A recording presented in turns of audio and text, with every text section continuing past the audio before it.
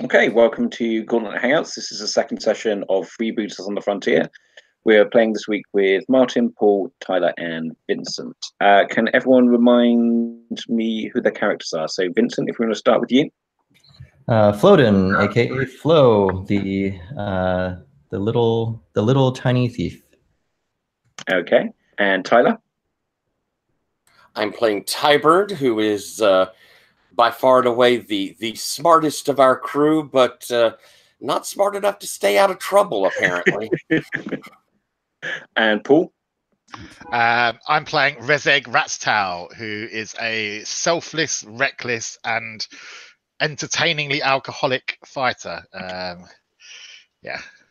Okay, and we have our new player, Martin, who is playing the replacement priest. And given that the last priest, Father Volsek, died in horrendous circumstances last week, we've decided as a group that priests are kind of a good luck charm for adventurers. So you always bring a priest along with you.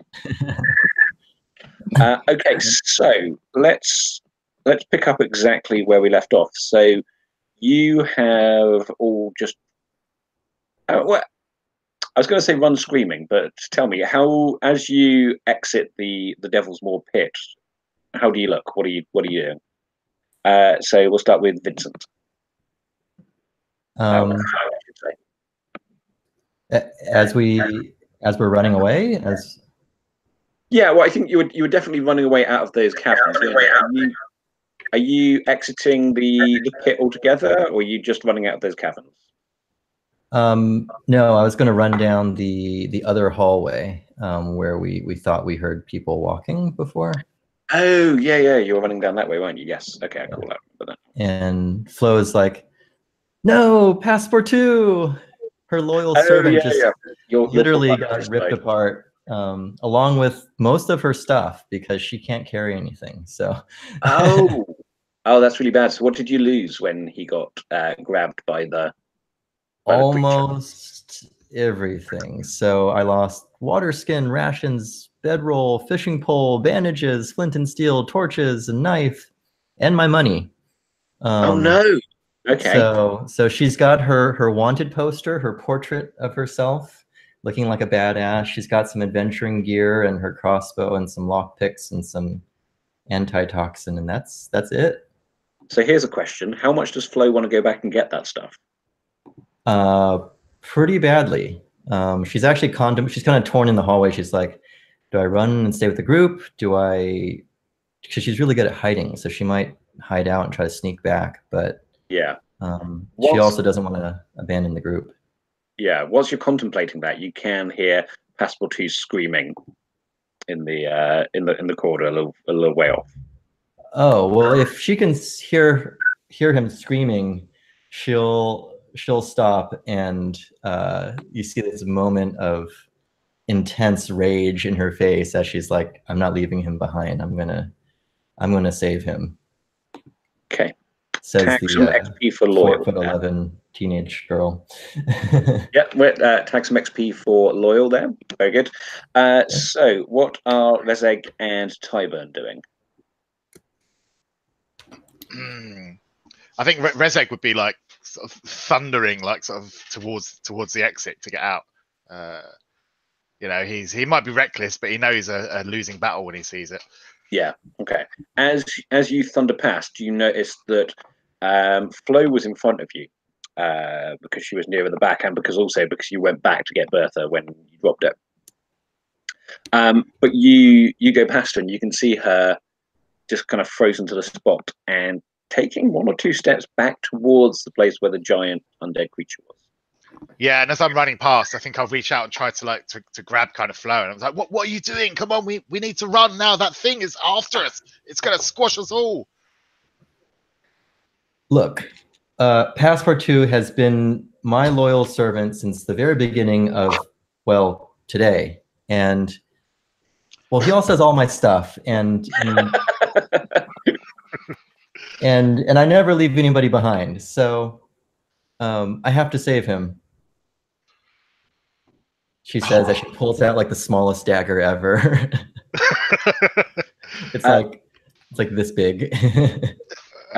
Tyburn, you overhear this, and it strikes you that how materialistic is Tyburn versus heroic?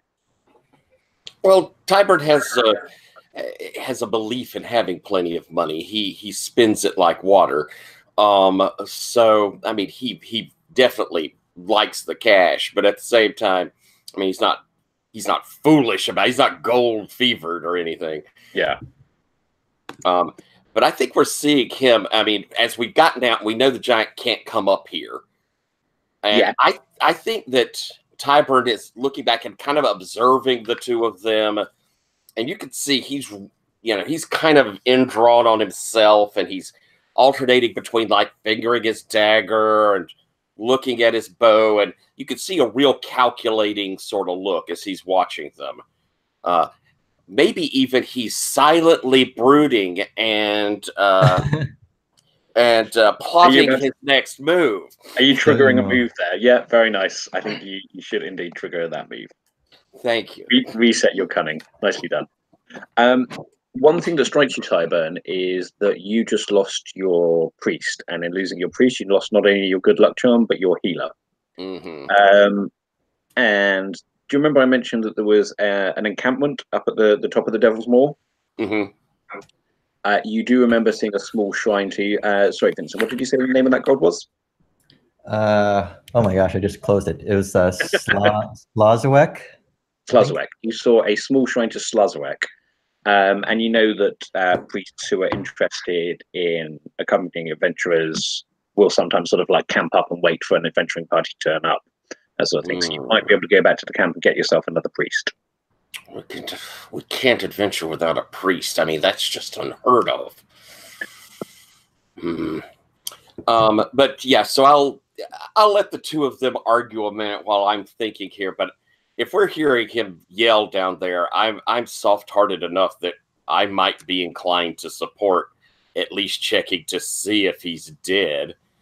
If we can get him back, we have two sneaky sorts. We could sneak to look.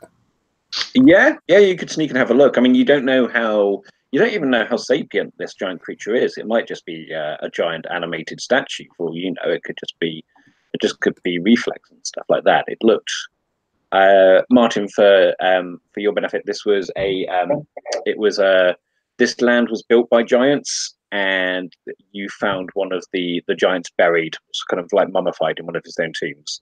All right. But he came to life when they entered the room. Okay. And he smashed our last priest into a fine red mist as well, by the way. He did. He absolutely did. That sounds great. It was the last failed roll of the it was the second to last failed roll of the evening. And the last failed roll was as you were all running away, Passepartout, who is the guy that they can currently hear screaming, who's one of the NPCs, was grabbed and put back into the cavern. I see. And while you guys are thinking about this, you see Foden pull out of her bag this enormous, you don't even realize that she had it, but this enormous bear trap. Oh yeah, you did have that, didn't you? Well, she has adventuring gear, right? So she can call upon, she can send it.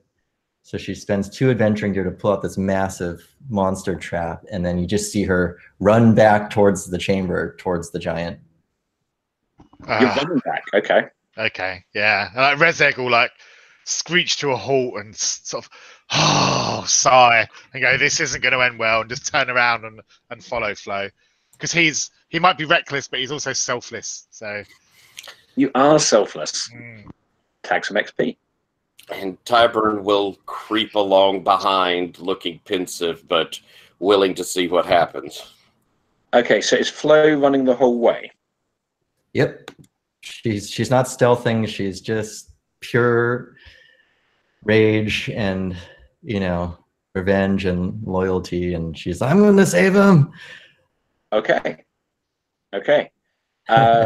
Roll luck, but don't tell me what you get.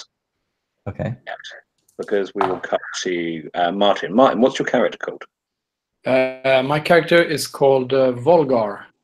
Volgar. Okay, cool. Are you Father Volgar or Brother Volgar? Sorry? Have you got like an official title? No, I think it's just Volgar. We don't do titles in our little order. We're Okay. all the same, all equals. Oh, that's nice. Okay, cool. And what does Volgar look like? He's quite big fella, big bushy hair, and thundering voice.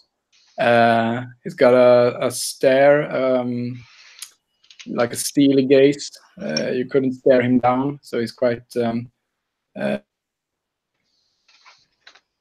Lost you there for a sec.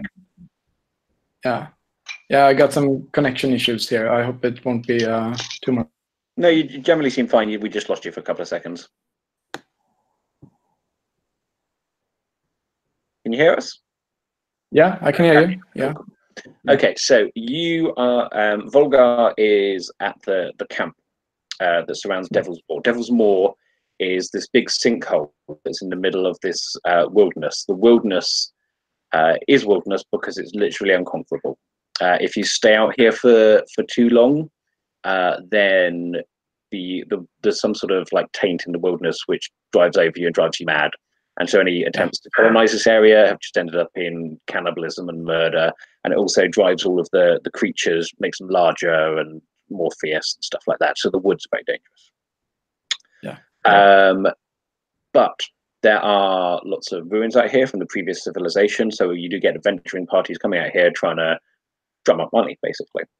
And around this sinkhole, which is called the Devil's Maw because these giant crystalline like quartz shards coming up from it that look like teeth. Around that, a small camp has, like a small kind of like market camp has sprung up, selling like last minute supplies and things like that. And that is currently where you find yourself. How long have you been out here waiting for a party? I think I've been out here for maybe a week. Okay. Yeah, I could start. I don't know how fast the taint you feel the taint coming, but I suspect I'm feeling some of it. Yeah, you came out here feeling very very clear of head. You meditate. You're a monk of your order. You spend a lot of time in contemplation. And does your order have a holy book, or what do you use for scripture and that sort of thing? Sorry, I lost you there. Does your order have a holy book? I think you sort of write your own holy book with some snippets, some words, some scripture that you pick up from other. There's some sort of common scripture or common legends, but you kind of add your own bits to it. That's cool. As you go, and then you kind of swap knowledge and legends with the other priests when you get back to a bigger temple. That's awesome. So you're looking through these pieces of parchment that you've been writing your own scripture on, and they start off very beautifully written and illuminated, and then as they get the drawings get cruder, and the writing gets rougher. And then you go to the most recent pages that you've been writing in the last week or so, in the last couple of days, and it's kind of like scroll. It's still legible to you, but you know that you can kind of see the effects of the blight, and you know that you need to either get with an adventuring party soon, or you need to go back to the city, which is called, what was the city called again? It was called it was the Keep of Deathroot, wasn't it? Which is the most metal name of the keep. So an adventuring party has gone down. They went down. How long do you think you've been down there? It's probably not very long, was it? Maybe half an hour? Yeah, it's not been long. Yeah. They went down maybe half an hour to an hour ago. And as you what are you doing in the camp? I think I'm starting to. I try to get some. I try to meditate and get some of my insights down on the parchment, but it's very hard. And I think maybe my holy symbol should be the ink pot and the pen that I'm using to. It's kind of a way to communicate with the deity. Yeah, that's lovely. Okay, cool. So I'm trying to get my thoughts down on paper. Okay, and you're finding it hard to concentrate. A, because of the light, which you kind of feel gnawing away at your psyche. But B, because there's a lot of rambunctious noise going on from outside. And there usually is, because it's a rough and tumble kind of place, but it seems more heightened than usual. What do you do? Oh, we've lost Or you. am I in a tent or some sort of shelter? You're in kind of a yurt. Yeah. Okay. So I'm throwing my I try I stop trying to write, and I just burst out of the tent and in a very high booming voice just claiming, keep quiet, I'm trying to get some work done. And as you go outside, you see there are, around the mouth of the Devil's Maw, there are all these like basically most of the rest of the camp. It's kind of perched over the edge and looking down into it and cheering and like yelling and laughing. And one of them shouts, "Fuck off, you old codger! We're trying to get some fun here with watching them. This is the first one we've had in weeks." And they're all taking bets, and basically there's a Deadpool going on with the adventuring party. Yeah. You didn't even realize that an adventuring party had gone down there. You were waiting for one, but this is the first one that's come in ages, and you must have missed it somehow. What do you do? So I didn't understand. Am I on the edge of the Devil's Maw or in the? I think I think you kind of would have had to like storm out and shout at them a little bit, because it's maybe like 10, 15 feet off from where you are. So yes, you can be near the edge of the Devil's Maw as well. Yeah. Yeah. I just try to approach them to get a better look what kind of party they are, and maybe this could be my way out of here. Okay, cool. So you look over the edge, and just as you look over the edge, you see the three people come out. You see that there's a. Would you want to describe what you guys look like to Martin as you come out of just a little bit out of the caverns? Are we coming out? No, this is he's seen your previous conversation, basically, so he just saw you at the edge of that cavern. Gotcha. Well, Tybert looks Tybert's small, fairly thin, has a long pointed chin, really, pointy nose, and he kind of squints a bit. That's I guess that's the most distinct feature about him. The rest of him is kind of normal looking, though he does have a bit of a glow in his eye of cheekiness. Excellent. And what does Flo look like, Vincent? You see this little girl in a tattered Red Riding Hood cape, and she's giving all sorts of bossy directions to her porter, Passport 2. Oh, sorry, no, this was just after you fled, basically. Oh, after we fled. Yeah. So this is just as you were like just on the edge of it before you ran back in. So this is when you were arguing about whether to go back in and save Passport 2. Okay, so she's freaked out. Her eyes are huge. She's sweating, and she's rummaging through her bag like, we got to go save him. We got to go save him. And she pulls out this huge bear trap, and you see her disappear back towards where you hear some rumbling of some creature. And Paul, what does Batel look like?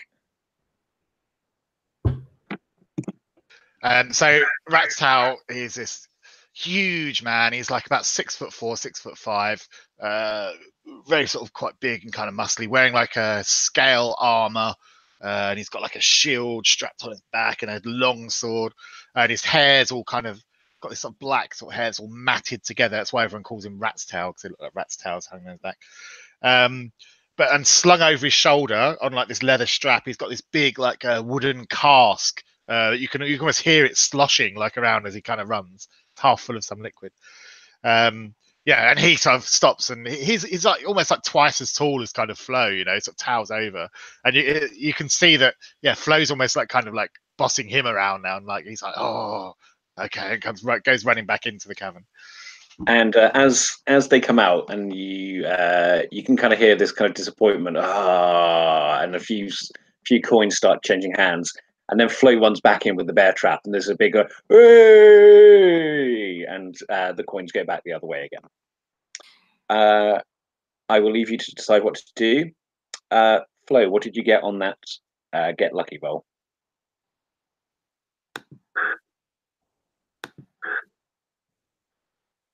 Vincent? Sorry, I was on mute. Yeah, I got a 10 if you include the bonus. A 10. Excellent. Well done. Okay, so I say well done. It's completely random. But it always feels it's like all about sheer effort. You can modify the dice through willpower. Absolutely. And, stacking, by the way, dice training. Okay, so you just run full pelt back into this cavern. With this bear trap. How are you brandishing the bear trap?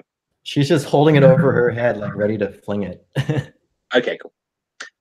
So you rush into the cavern, and the screaming is getting louder and louder, just because you're getting closer, but also it's kind of rising in intensity. And you rush in there, and the giant it's very much still there. It is walking away from you, so it's walking back to its straight. And it's pretty slow. It's pretty slow when it was coming after you earlier. But it's walking away from you, so it hasn't seen you, and it's got Passport 2 kind of grasped in its hand. And well, he's grabbing Passport 2 by the leg, because he's not that huge. This giant. He's got the leg in his hand. The leg is kind of like that big. Mm-hmm. Yeah, kind of BFG sized, absolutely. And yeah, so Passport 2 is hung upside down, screaming, and this thing is lowering back to its throne. What do you do? She runs up. She's not the smartest bean in the bag, so she just runs up with the huge trap and clamps it right on the giant's ankle to make it trip, or hopefully drop Passport 2. Okay, that.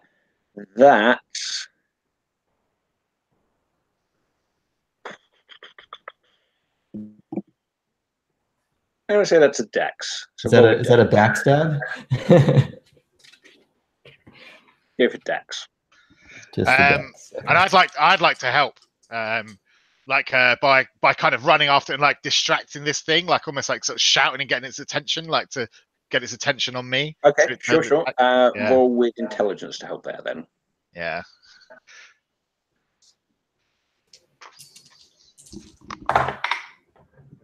Ooh, not bad. Well, I got a 9. Yeah, and I rolled a 10, so you get a plus 1. Woo! Oh, sweet. Okay, so you've got the 10. Okay, so describe what you do with this bear trap. Does the giant turn around? No, it's still walking back to its thing. So what do you? You're just going to clamp it on its leg. So describe what happens when you clamp it on its leg. So she opens up this massive trap, and she takes all of her strength just to open the thing, and it clamps right over the ankle of the beast, so he can't move his foot. And I don't know if it. You said it was like a corpse or a skeleton. Yeah, or? it's like it's kind of mummified. It's basically a giant zombie. Okay. Yeah, so she's gonna clamp it on its leg. Anything that she can do to slow it down, and then the next moment she gets ready to pull out her crossbow. Okay, cool. So yeah, you clamp it around this thing's ankle, and I think with 2 10s in a row, it just kind of stumbles forward and has to catch itself on its throne. And as it does so, it drops its sword. Martin, it was carrying this gigantic, like bastard sword, but like bastard sword's big anyway, but it's a giant bastard sword and it's glowing blue. So it kind of it has to stop itself from falling over by placing its hand on its throne, which makes the throne shift from the floor. Some of the foundations of it kind of come away. It was sitting on a giant golden throne, which is the treasure that they're interested in getting here. It also drops passport 2. What do you do as it drops passport 2? Flo's gonna try to, she's Attack on Titan style. She's trying to scurry up its leg to get to its head to shoot it in the back of the neck or something. She's Nice. She's really after it. She's got no fear at all. And she's like, passport 2, don't worry, I'll save you. Passport 2 is currently fooling, so Retseg, I'm what do you catching him. you're not catching him. I am catching him. Oh, you are catching him. Okay, Yeah. cool. I'm not catching him.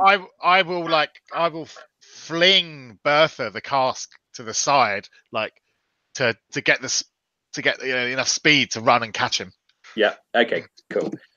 Make me a strength roll to get there, run there, and get there in time. Oh, 11. An 11. Wow. Everything's coming up Millhouse.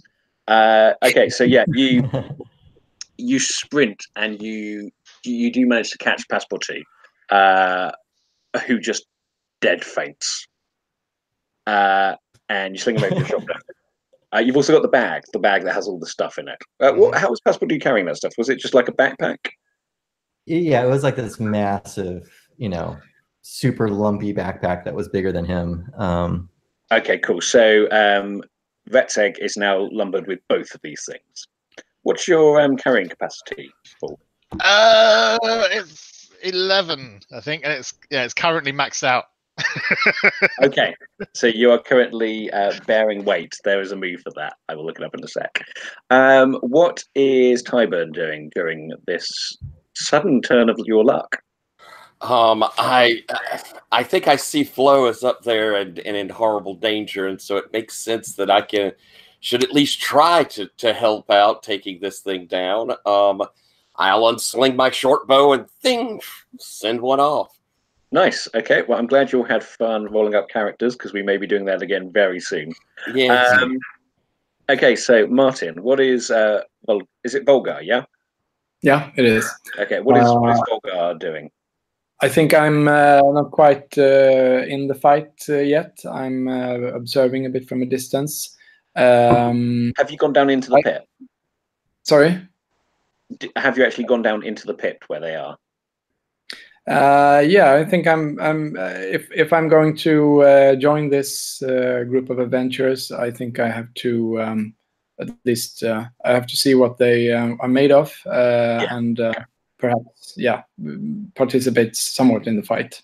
Okay, they left a rope when they were climbing down, so you can kind of climb down. You'll have climbed down that rope. So we'll pick up with Volgar at the edge of the cavern, and you can hear all of this shouting, and you can hear a giant as the giant crashes on its throne. What do you do? I'm trying to get a sort of a feel for or a look on the giant. Maybe I've seen something like this before. I've been around a few years, and okay.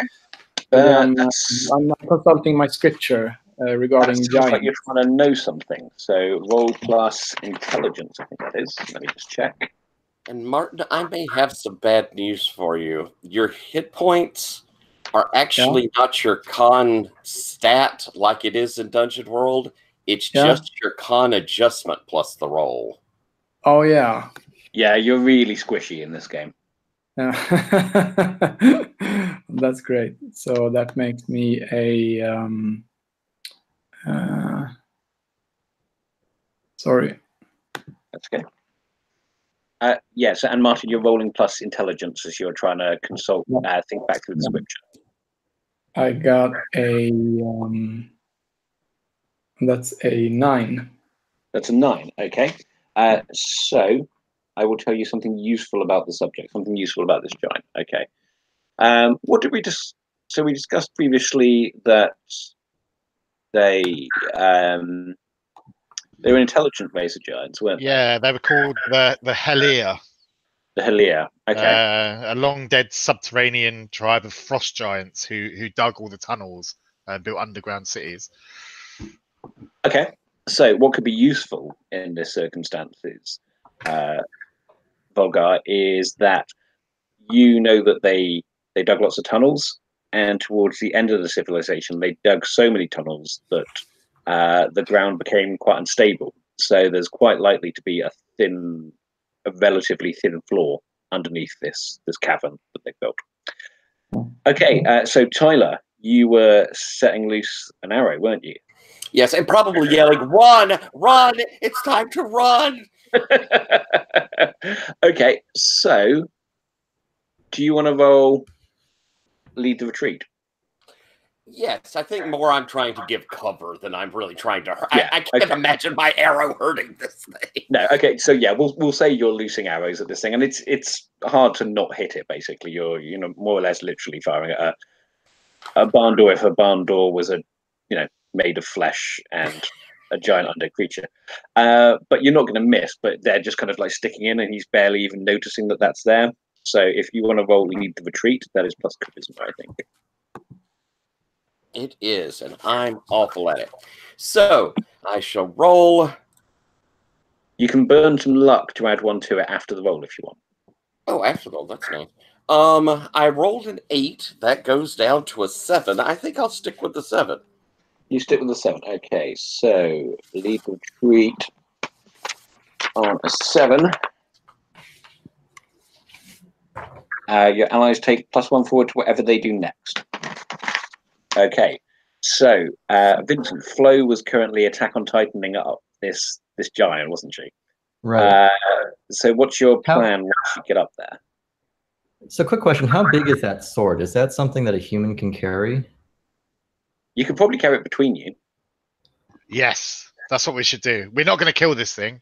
I think we should just grab its sword and fucking run. That's not a bad idea at all. Yeah, but who's free other than me to pick up the sword though? Like, do we have any... I can help you. You're carrying Passepartout and all of Passepartout's stuff, so no, you can't really, unless you hand that off to someone else. Unless someone else should, handily come along at this very moment. You said this backpack was huge. It was almost as big as Passepartout himself. Yeah. It's a big bag, but it's not very heavy at the moment. Well, that's fine. I'll just stuff Passepartout in the bag and put the bag on. Sure. It is a massive bag. Well, I can take the weight. I'm a mountain of a man. That's great. I mean, did you say he'd fainted? Yeah. Oh, so then he won't protest at all. I'll just pick him up and stuff him head first. So his little legs are sticking out the top of the pack. And then just come back with the bag. Okay, cool. So she executioner style, has her crossbow out and points it at the base of the back of his neck. And she's like, you mess with Passepartout, you mess with me. And she shoots off the arrow. And she's just making to shoot the arrow quickly and then to help grab the sword and run. So she's not there for an extended fight. She just wants to get a quick shot off. And okay, cool. Do you want to actually try and damage the thing, or is that just flavor before you grab the sword? No, I think she's pissed. I think she'd actually want to hurt the thing. Okay, cool. Roll Dex to see how well you're shooting it. Okay. +1. Ooh, yeah. Oh, is that? I can't read that. Is that a 1 or a? Nope, that's a 1. So, 5. I want to add luck with that. No, that won't help me. Remember, okay. I'm giving you a +1. Oh, you are? From my lead the retreat. Oh, that's right. We had a +1 forward. Yes. So I will burn a point of luck, which gives me a 7. Nice. Okay, which brings it up to a 7. Okay, so on a 7, that means you have to either mark off 1 arrow, roll damage twice and take the worst, or you attract unwanted attention. So which of those do you want? What was that? So I guess she gets. Well, I think I get unwanted attention. It's pissed, right? It knows. Okay, yeah. So the thing is very much knows that you're there now. Okay, cool. So roll your damage. Okay, I think it's a 1d6. And that is a 4. That's a 4. Okay, cool. So this goes. So you're, as you say, you're like executioner style. Is it like a little hand crossbow you have, like a little pistol kind of thing, or is it like a two-handed crossbow? Can she have a little crossbow, like a little hand, like a one-handed? Is that a I thing? don't. Why not? I guess so. Yes, that's what she's got. Something that's her size, I guess. Yeah. Okay, yeah. So you, what do you say before you do it? This seems like an Arnold Schwarzenegger moment. Yeah, I mean that was just the you mess with Passport 2, you mess with you me. did say that. Yeah. I am the giant. I am the giant slayer, and then she. Okay, so yeah, it goes, and it doesn't go in quite as far as you were hoping. But it does go in, and then as it goes, it goes in initially quite a lot, and then just kind of like eases in that little bit more, and the giant skin kind of tears a little, and this black goop starts slipping off the back of it. And you are now make me you are leaping off to get the sword now, yeah? Mm-hmm. Okay, cool. Yes. Roll me a dex. Okay. Ooh, yes, 10. 2 5s. Cool. Describe how you get off this giant in immense style. She runs down the arm. Again, Titan style. Just leading directly to the sword. That's nice. Yeah, and she's she's her cape's flowing in the behind her and all that. Cool. Okay, so Martin Volgar has just got to the entrance of that cave and sees the little girl that you saw literally running down the sword of this thing. It's maybe like so the giant's about 25 feet tall. So how big do we think the sword would be? Like maybe 15 feet? Yeah, seems about like it's a bastard sword, so that seems appropriate. Yeah, so this is like a 15 feet sword, about that thick, that wide. Sorry. And yeah, it's made of this kind of strangely glowing blue metal, which is actually what brought you here in the first place. You heard stories of a giant sword that someone had chipped metal off of that they found. Help me grab the sword. Yeah, you just see some random dude turn up. What do you say? Don't just stand there. Yeah, I think Reza would just be like, "Oi, you! Yeah, the man in the cloth! Come over here. We need your help now!" Yeah, so I'm making my way. I'm not. I'm careful. I know the floor could be a bit treacherous. Mm-hmm.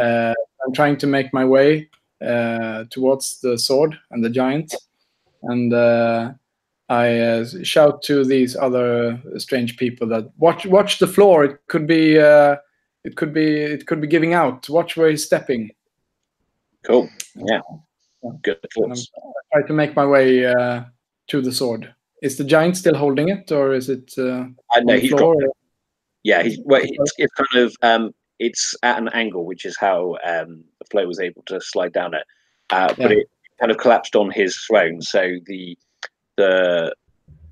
pommel, is it the pommel, the hand? What do you call the hand?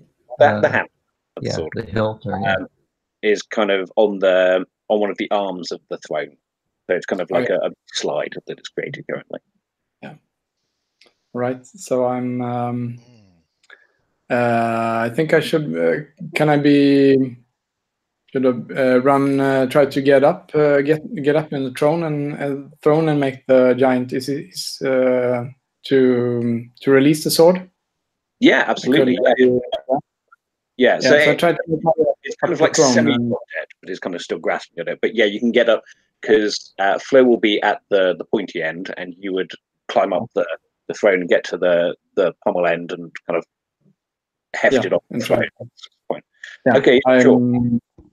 Yeah, that's what I'm doing. I'm trying to make the giant release the sword and get it down on the floor. Okay. Make me a saving throw with strength. That's a 5. It's a 5. Yeah. Plus 1 forward. With one forward, it's a 6. And you can burn luck if you want to bring it up to a 7, which would actually make a difference. Yeah, I think I should take the failure because You're gonna take the failure. Cool. Okay, so you climb up the. So yeah, you rush forward, and you climb up on this this giant's throne, which is quite a it's high up because it's giant. And you're climbing up, and you said he was quite a big man, didn't you? Yeah, big man. And I previously said that the throne had kind of shifted away from the floor. And as you step on it and put your full weight on it and try and pull yourself up into the arm, you feel the entire chair shift downwards, and you can see the floor beneath it collapsing. What do you do? I try to. I can see that this is clearly not succeeding, and it seems a bit dangerous. So I try to. Jump off the throne to a bit more safer ground. Okay, cool. Make me a dex saving throw. Oh, when you fail a roll, by the way, remember to mark that stat. So yeah, that's an 8. That's an 8. Okay, cool. So you jump off and you land with quite a thud, and the ground starts going even more, and the chair is going to. It looks like it's going to collapse into the ground below it. So it's kind of like sliding downwards. But on the plus side, the giant is sliding with it.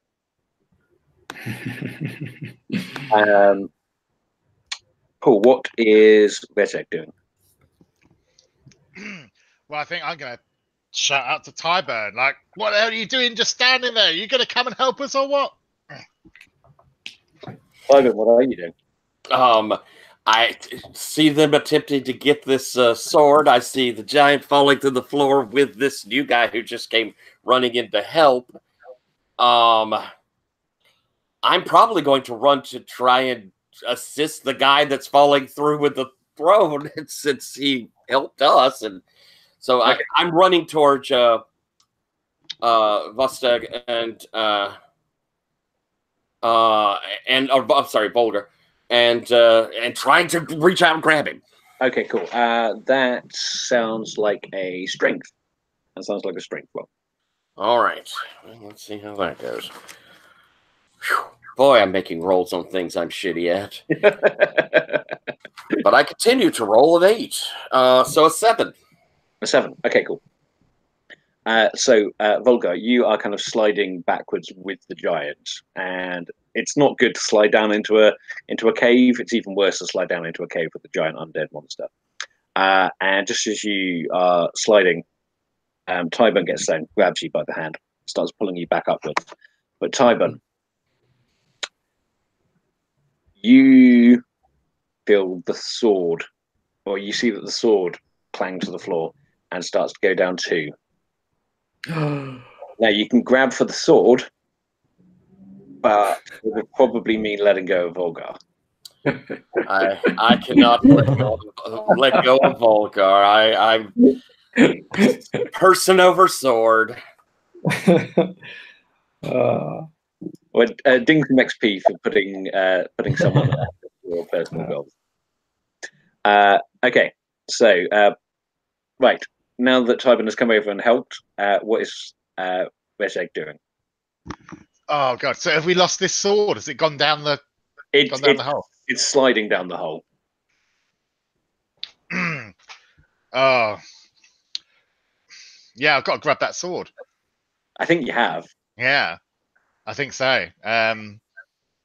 Yeah, I've got to grab the end of that sword. Okay, that's going to be a dex. Oh, so the giant, like, is the giant like falling into this hole as well? Yeah, the giant is kind of like stumbling and falling into the hole as well. Basically, it looks like the floor is collapsing. Cool. Oh, I rolled a 6. I'm going to burn a luck. Put that up to 7. Cool. Okay. Put it up to 7. So.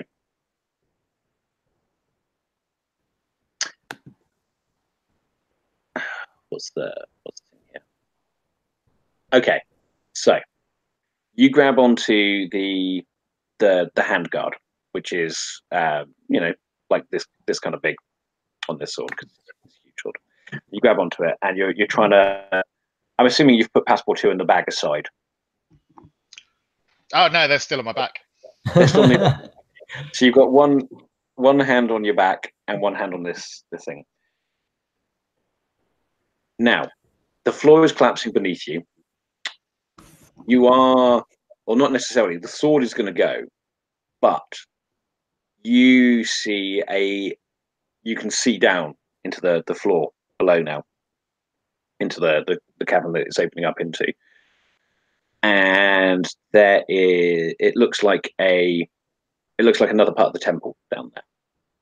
And there is a kind of a flat roof which has collapsed, partially collapsed, but there's a ledge below it. And if you're lucky, you could hold onto the sword and land on this ledge. Or you could let go of the sword and get back up onto the floor that you're previously on. Oh god.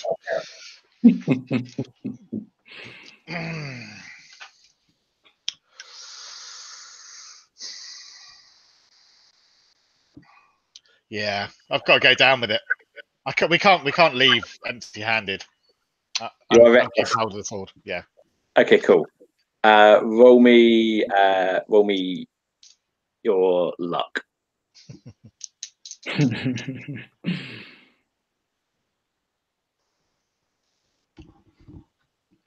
Yeah, I rolled a 10. You rolled a 10. Ooh. Right. So the floor goes. The floor all of a sudden just does that full kind of like it's been leaning for a while and it just collapses. The giant plummets down into the temple below with a loud crash, kind of grasping upwards. Tyburn, you pull up Volgar just as the ground goes beneath him and kind of like semi-throw him onto the floor beside you. And Rat's Tails lands not unpainfully on the roof of this temple, the semi-collapsed roof of this temple, and this giant sword, clatters next to him. What is Flo doing?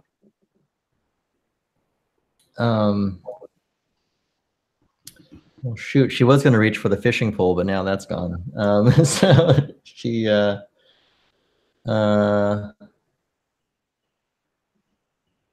she's like, no, passport 2. And let's see, what can she do? Oh, she's got it. She reaches into her bag of never-ending stuff and pulls out a rope, and she says, the key of all adventuring equipment. Yes. And you keep wondering, like, how does she pull out all of this stuff from like a really tiny little knapsack? And she's got like bear traps, and so she burns another adventuring gear and tosses down a rope and says, I think we could do you one at a holding and you don't know it. Right. Maybe we can pull you up one by one. Maybe start with the sword. Okay, so you can trust me. No, I think it's most important if poor old Passport. What about Bertha? First? No, I'm being selfless here. Passporto must come first. He's taken a few bangs on the head. I think he needs some medical attention.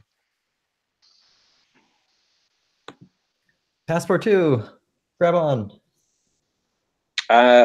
You're going to have to tie the rope to him, Rat's Tail, because he's passed out currently. Yeah, that's fine. I'll kind of like tie it around him like a harness, around kind of going around kind of both of his arms and like around his shoulder blades, and then coming up, so we'll be like hanging like that, like a puppet.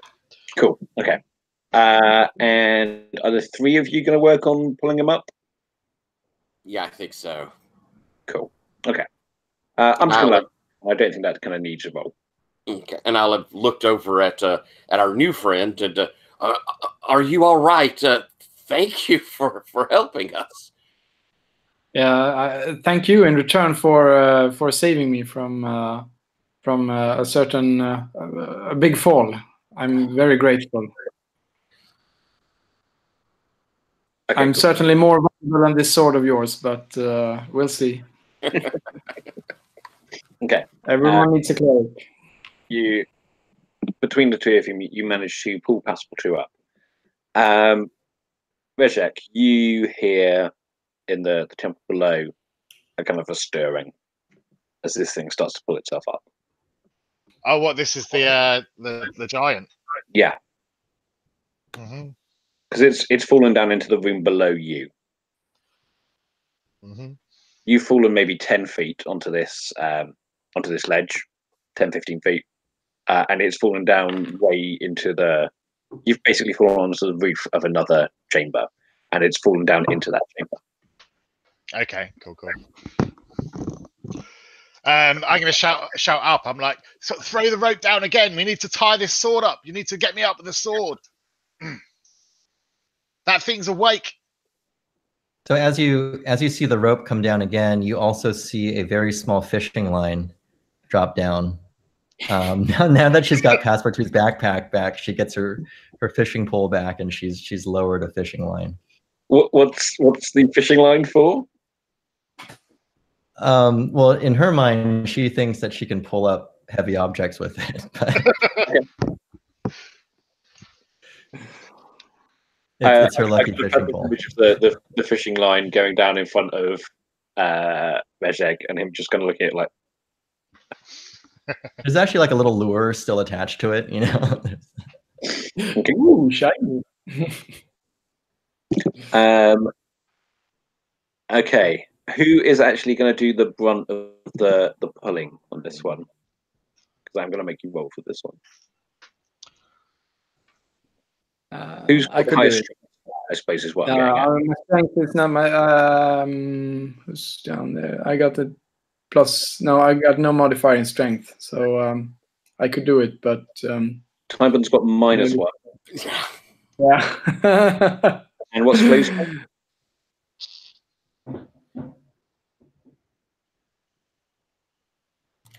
Flo's a 0. Yeah. Okay, so who wants to do the pulling and who wants to do the assisting? I'd like to assist, and can I ask, did Volgar and I have a chance to form a bond off of and all of that? I wouldn't say off of that, but I think you can certainly do the spend time with each other move once you're out of this immediate. Okay. Well, then I might suggest Flo do the pulling, and I can do the help because I do have a bond with you, Flo, and that could be significant big help because that'll automatically give you the +1 and another +1 because we have a bond. That's a good idea. So Flo's got the rope wrapped around her waist, and she's pushing with her legs against a rock, kind of as an anchor, while she's holding a fishing pole. And you're trying to get both Rezek and the sword up at once, aren't you? Right, yeah. I'm going to... I can tell that, like, I'm looking up, like, looking at these, like, 3 puny sort of lightweights trying to, like, lift this up, and I'm like, this is never going to happen. So I'm gonna shed all of my gear, everything. Like, take off my pack, just dump it out on the floor, take off my armor, my sword, everything. We may use that fishing line after all. What about Bertha? Well, that's the last thing. I'm kind of tie up the sword, and I'm standing there. You could actually say Bertha is still up on the main chamber. Oh, is she? Oh, yeah. You put her aside to try and rescue. Sword, I think it was. Cool. Rescue Passepartout. That was it. Yeah, that's right. Yeah. So yeah, I'm going to dump all my gear to make it as light as possible, so they can pull me up quickly. Okay. I think you can take another +1 for that. Yeah, I'm literally there in my little kind of loincloth underpants. Well, if you get this sword out of here, you can buy a heck of a lot more gear. Okay, so Tyler, you've added plus how many? Let's see. With help, it automatically gives a +1, and then with bonds, you add bonds. So I have 1, so that's another +1, so 2. Okay. So +3 total. I'm going to give you +3 total. Yeah, because I think Okay. here should give something. All right, little Flo, go Flo. Oh my god! Yeah. Ooh, what? You'll never believe this. So the dice are hard to read. These are little Gen Con dice. So the Gen Con side is a 6. So that's 12. +3 is 15. 15. 15, amazing. That's insane. Okay. So with reserves of strength that you didn't even know you had, you pull, and you're pulling up, and it's lighter than maybe you'd expected because Rezeg has shed all his gear, which you don't know until he comes up over the side and is nearly naked. Well, actually, I got lucky. The fishing hook had kind of picked up his loincloth, and she's reeling in it. Yeah, and you pull him up just as the giant's hand reaches out and tries to, and he gets over the side just as the giant's hand. Actually, did you keep your boots on, Paul? Yeah, of course. Okay, yeah, that would be weird, wouldn't it, if I took my boots off? So yeah, I'm in my loincloth for my boots. Yeah. He grabs at your foot and pulls, and he just grabs your boot back down with him. And I think as you pull up, I'll look over towards Flo and say, "That's impressive fishing. You seem to have caught us some beefcake." And I'll give a kind of leer over towards Traptail. Her trait is chaste, so she just blushes demurely and tries not to stare. Oh, is Rezeg hot? Sorry? Is Rezeg hot underneath all his armor and stuff? Oh yeah, totally. It's totally ripped. Okay, cool. Mm. Right, yeah. So yeah, you flop onto the floor of the cavern with the sword. This huge, gigantic sword kind of clatters next to you, but the ground is still kind of rumbling. What do you do? I try again to shout that I shout something about the giants. They dug tunnels all over this place. It's gonna give away. We got to get out of here now. Cool. Okie dokie. And so, who's grabbing the sword? Oh, well, seeing as I've got nothing else to carry, I might as well take it, I guess. There is Passepartout. Flo runs up to Passepartout and just smacks him as hard as she can. Roll plus luck. Okay. Man, I've been really lucky. 10 plus 2 is 12. Ooh. Okay, cool. Yeah, he just immediately wakes up and goes, "Giant!" I'm like, Passepartout, grab the sword now. Do your job. Run. Yes, madam. Immediately. I'm good at running. And he keep calm and carry on. he grabs part of the sword and his backpack. Paul's carrying the sword, and I think we have an image of all of you kind of shouldering a little bit of this gigantic sword as the ground collapses behind you, and then because this was previously caved in, and then it just completely caves in again, just shutting off that part of the cavern as you manage to get back into the central part of the Devil's Maw with this giant cloud of dust coming behind you. Well done. Yeah, It's a lovely image. we got some loot. You actually got some significant loot. Cool. Okay. And I managed to get semi-naked. Let's take a 5-minute break here whilst I grab a drink and you guys decide what you want to do next. Yeah. See you in a bit, everyone. Yeah. Bye.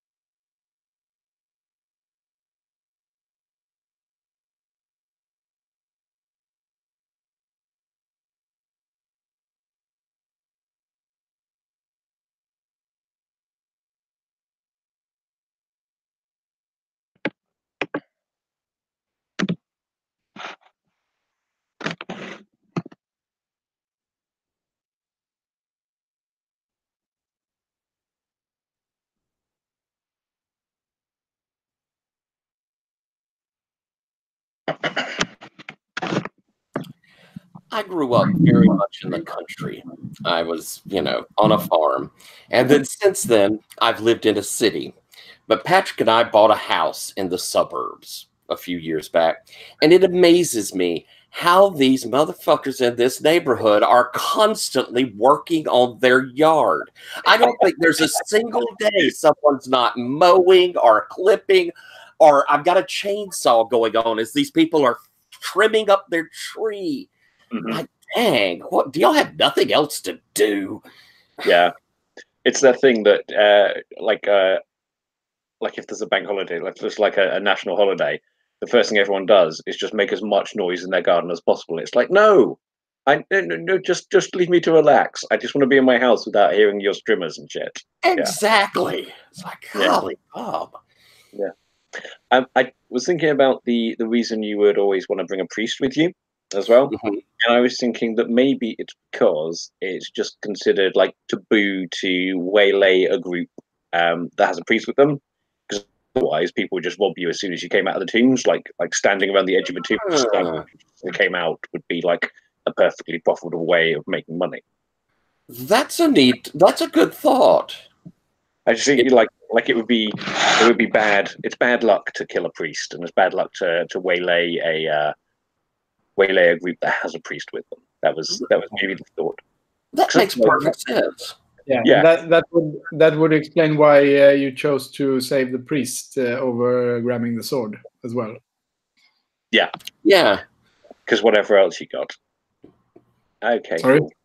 Because whatever else you got, you need the priest with you to make sure you don't lose all of it as soon as you leave. And your last priest did try, and I saw that you said about rolling for diplomacy, Paul. But the last priest genuinely did try and roll diplomacy on the giant, which went very, very badly. Yes, that was not good. Cool.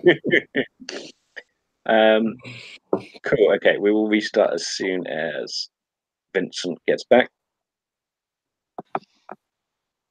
So, what do we think the group's plan is from here? You have this giant sword, but you're still at the bottom of the devil's. It's called the Devil's Maw, wasn't it? Yeah. I mean, originally our plan was to move through these caves to get to the place where we could chip off the rocks, the glowing rocks. We just ended up running across this, but we're so close to the entrance, it makes more sense for us to take the sword back, doesn't it, folks? Haul it through the caves. I think so. I think we should maybe buy a wagon of some kind or something and load the sword onto a wagon. I mean, do you have any cash? Who's got cash? I got 4 silvers, but I ain't got cart money. I got some cash. You have some cash? How much cash do you have? I think I got with the roll some 20. Does that seem right? Yeah, that seems about right. Yeah, cool. Okie dokie. Well, I'll wait for Vincent to get back before we do too much more with that. I mean, we would have to go all the way back to the keep, wouldn't we? Probably to sell this sword. You would, yeah. You'd be unlikely to be able to offload it here. And we took about a day, didn't we? It was a day more or less unencumbered as well. So it's going to be a couple of days back there. You could probably stay over in that wrecked camp overnight. Yeah, nothing bad there. Well, on down, Martin, they saw one of the villages that they tried to set out in the wilderness, and it's basically just a smoldering wreck full of burnt skeletons and stuff.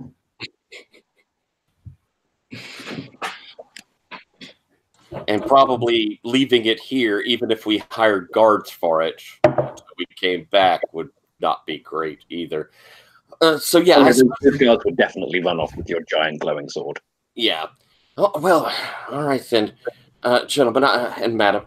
I suppose it comes down really to deciding: do we think we've made the score we were going for with much less travel than we thought, and just should take this back? Yeah, I think on our hands here we have what you could possibly call a legendary relic of the Hellier. Practically fucking priceless. And while I'm not complaining at the view, you don't really look like you're in a very good position to continue into danger, Rat Tail. Well, Flo no, actually Flo takes off her cape and hands it to him. And I say thank you, and I try to put it on, and it's like so small, it like barely like goes around my shoulders. So I just use it to like cover my crotch instead. Yeah, and I'm like, first things first. Flo blushes even more, and Hyper leers even more. oh no. Now this is a bit of a sticky situation, friends. As you can see, I kind of left all my stuff down there, and I haven't got two coins to rub together, and I'm a little bit naked. I wonder if someone could lend me some cash to buy some clothes until we get back to the keep. We certainly can Sure. do that. Sure. Yep. A little downcast looking. I mean, you don't want to be staring at my bare buttocks rubbing together the whole way back to the keep. Flo reaches in to get the very last surprise item in her bag, which is her last adventuring gear. It's a little jar of this black, I don't know, shoe polish or something like that. And she just starts to paint the sword so that it's not glowing. Oh, that's neat. Yeah. So she's just painting it like a flat grayish black. Yeah. Okay, cool. Yeah, it still looks significant, but it looks less immediately. Let's murder that group and steal it. Maybe it looks like. I mean, are giant swords occasionally found? I mean, in the tundras, like non-glowing swords, or is this kind of also? I don't know. Roll something. Roll something. Okay. Sorry. Know something, which is. Know something. Right. So, how intelligent is she? Not very. 5. She's like, I don't know. You got a 5. It still seems like a good idea.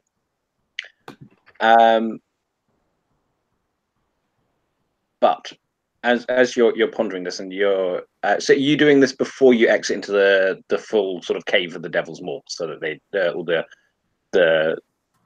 right, like because we hear the cheering spectators, right? And so she, and then she instead comes out with a giant, everybody's carrying this giant gray sword, and she's like gladiator style, like, we killed a giant.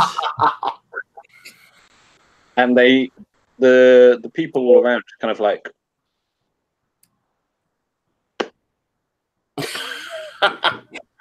are you not entertained? and they start cheering, and then Paul comes out nearly naked, and they cheer a little bit louder, but in a more sort of like rugby player kind of like whoa, whoa, whoa, whoa, whoa kind of a way.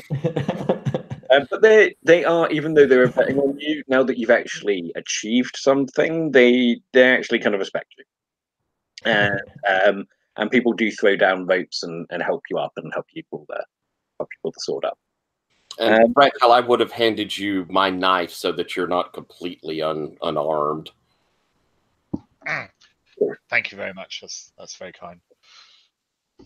And as soon as you get up there, they are all over you, trying to look at this sword. A clothes merchant is going up to you, Rejek, and be like, "Clothes, dearie, we got clothes. What do you want?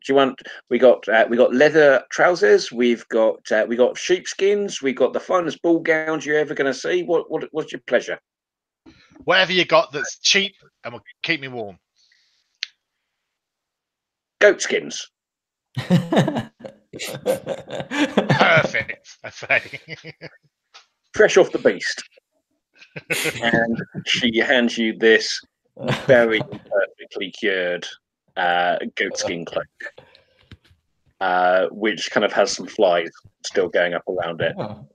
And they did try and recently, feel free to escort me at any point, by the way, they did this has been very recently tanned, so it still stinks of shit. Well, if it's cheap, yeah, sure. I'll take it. She looks at the. She looks at you naked, more or less, and she looks over at the thing you just put out. 10 silver. This is absolutely nowhere near 10 silver's worth. This is a few coppers worth. Well, what are you going to do? I'm gonna like basically when she says like 10 silvers, I'll just like look around and like everyone. Do I see anyone laughing here? Do I look like a clown? Because I'm being treated like a fucking clown. I'll say. Okay, roll me diplomacy with strength. Yeah, I think that's definitely like intimidation, isn't it?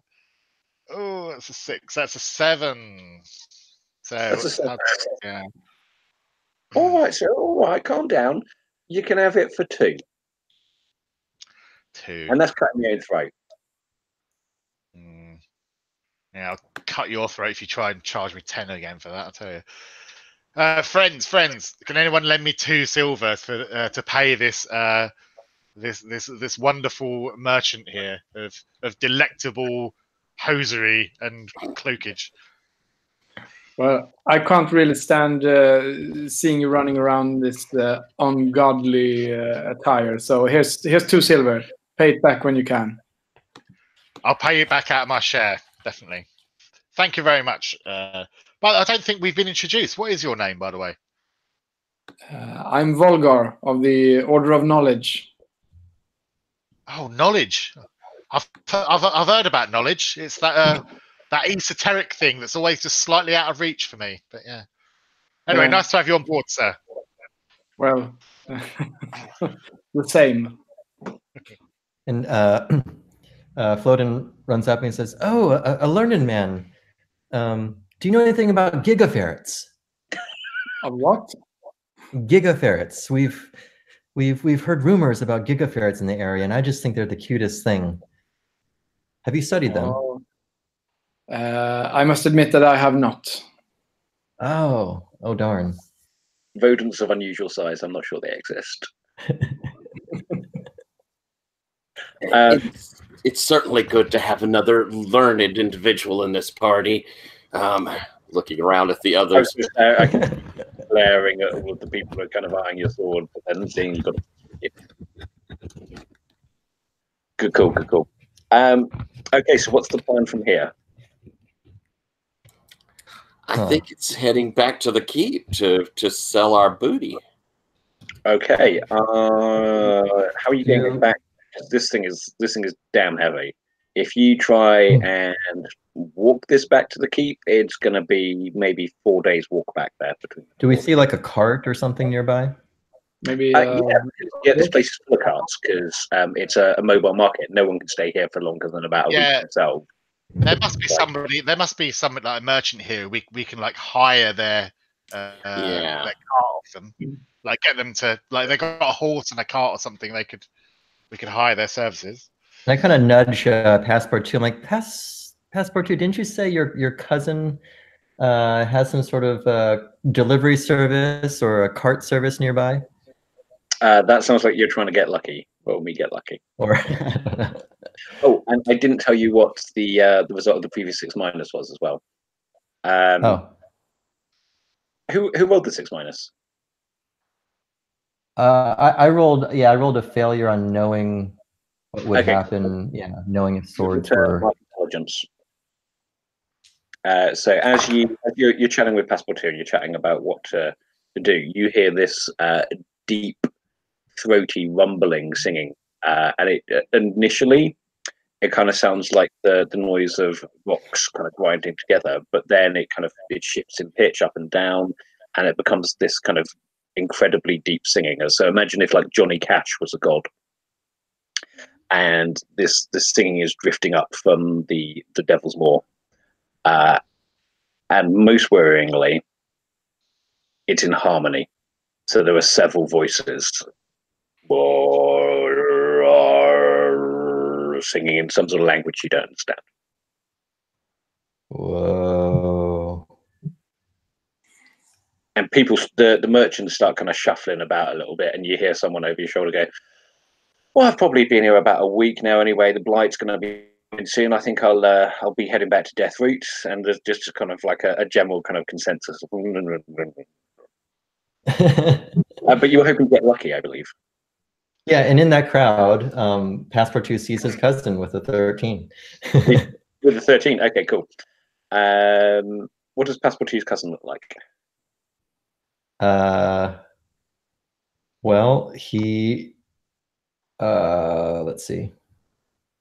He looks like a darker skinned version of Passepartout. So they both have the little mustache and the little fez and the little pot belly. But he is like half his size. So he's like short and stout. Okay, cool. Yes, that is, what's his name?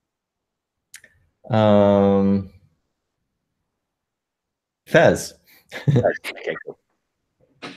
And he says, "Well, yes, indeed, that is Fez over there. He sells the finest clothes that adventurers can buy, far finer than the sheep's guts that you bought from that lady over there. I don't know why you went to her." And I go running up to Fez. I'm like, "Uncle Fez," and she pretends to cry, and she's like, "The giant almost killed us, and my cloak is all tattered, and we need clothes and a cart." And she sobs and hugs his leg. You should have started with the "we need clothes and a cart." Always start with what you need. Don't start with the sob story. I see right through it. And then she looks up, she's grinning, she's like, "You do understand me." And she's just like laughing. She's actually pleased that her ruse didn't work at all. What is it that you require? Well, we found something, and we don't know who to trust. We found. I would say so. We found something, and it's actually glowing. And then she kind of tilts her head back towards the giant sword. And he kind of walks over to it, looks at it, sees the kind of the greasy paint on it. This guy's John Rhys Davies, I've just decided. Okay. Kind of drags his finger across it. Ingenious. As he kind of wipes the kind of like the boot polish away and reveals the glowing underneath. Priest or not, people are going to come for you with this. There's a lot of hungry people out there. A lot of knives and forks, nothing to eat. They've got to cut something.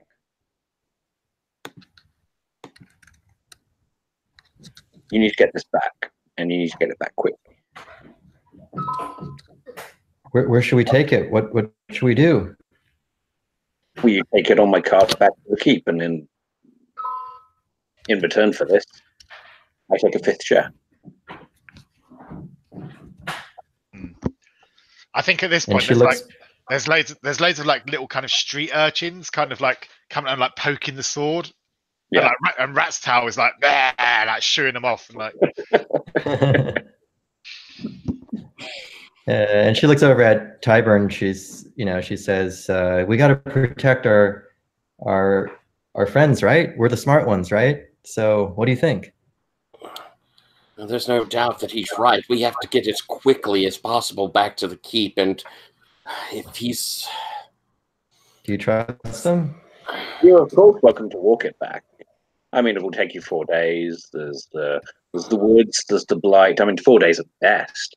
Your friend there, he's nearly naked, even with that rather smelly sheepskin that he's wearing. It will, frostbite will come for him, pneumonia. Yeah, I'll freeze the back off. You find yourself, Floyd.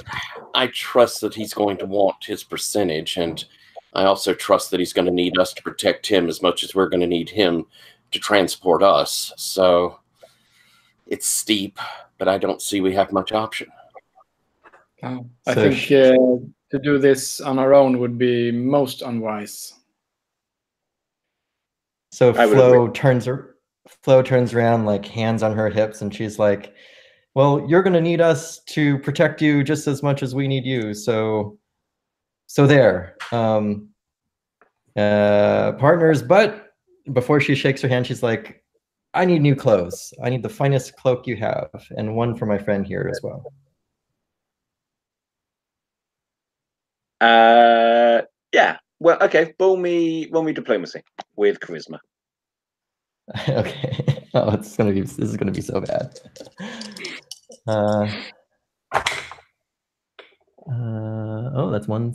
Ooh, wow. I'm lucky. So 11 minus 1 is 10. Okay. He spits on his hand, holds it out. And she eagerly shakes it and spits on her hands and shakes it. Cool. And he says, yes, certainly. Take what you want. I'm not going to sell any more here anyway. You seem to have got the interest of something down there, so I think people will be avoiding this area for some time to come. Come, it's almost night now. If we leave now, we can probably make it to the ruins of that village by nightfall, camp there overnight, and then make it back to Deathroot tomorrow morning. What do you say? Seems the best idea. I say let's do it. And I invite everybody onto the wagon to go shopping for clothes. And she's like, ooh, shopping. And she... Excellent, cool. So you heading off to that village. Okay, cool. Let me make some rolls. Let's find out what's there.